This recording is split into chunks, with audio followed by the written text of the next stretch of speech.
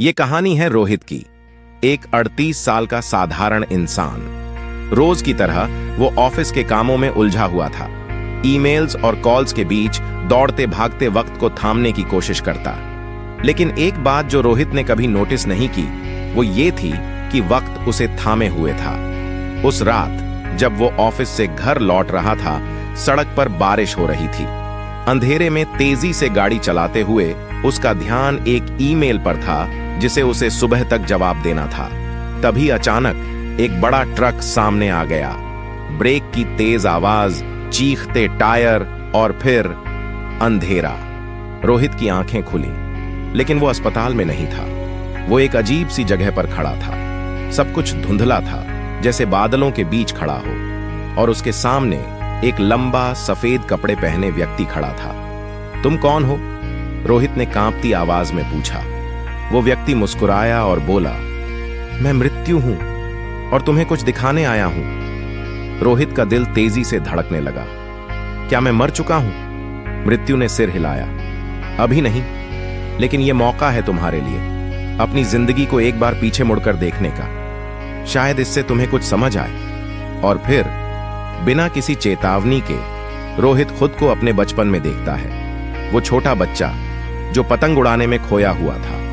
उसकी मां उसे आवाज लगा रही थी, लेकिन वो इतना व्यस्त था कि सुन ही नहीं पाया।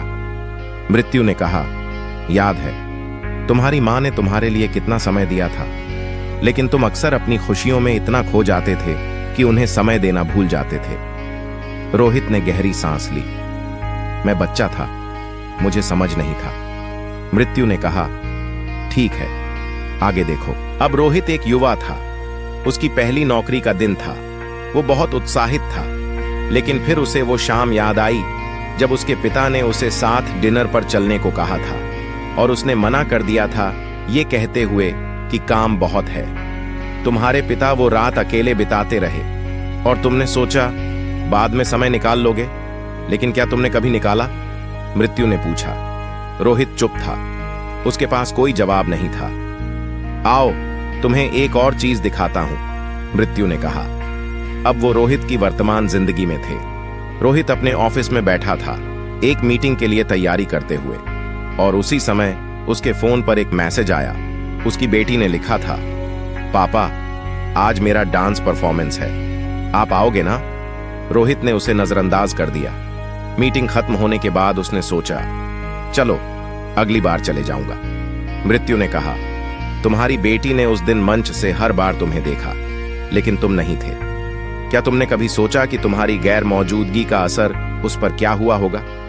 रोहित की आंखें भर आईं। मैं बस व्यस्त था, मैं सबके लिए बेहतर करना चाहता था, मृत्यु ने धीरे से कहा।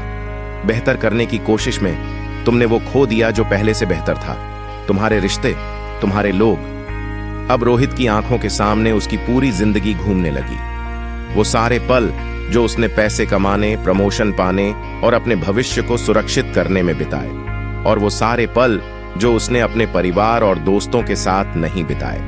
मृत्यु ने उसे अंतिम सवाल किया, अगर तुम्हें दूसरा मौका मिले तो क्या तुम बदलोगे? रोहित ने तुरंत कहा, हाँ, मैं बदलूंगा। मैं हर पल को जीऊंगा। मैं अपने परिवार के लिए समय निकालूंगा। मैं अपनी गलतियों को सुधारूंगा। मृत्यु मुस्कुराई और कहा, तो जाओ, तुम्हें दूसरा मौका मिलता है, लेकिन याद रखना वक्त लौटकर कभी नहीं आता। हर पल को ऐसा जियो जैसे वो आखिरी हो। अचानक रोहित की आंखें खुली। वो अस्पताल के बिस्तर पर था। डॉक्टर ने कहा, आप एक चमत्कार से बचे हैं। रोहित ने मुस्कुराते हुए अपने परिवार की ओर देखा जो पास ही खड़ा था।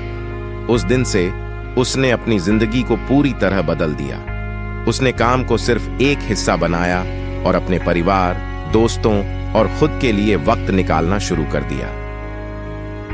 हम सबके पास जिंदगी के पलों का एक सीमित भंडार है। सवाल यह है, क्या हम उन पलों को गिनने में बिताएंगे या उन्हें जीने में? जिंदगी को सही मायने में समझने का मौका हर किसी को नहीं मिलता। अगर आपको मिला है तो इसे व्यर्थ न जाने दें।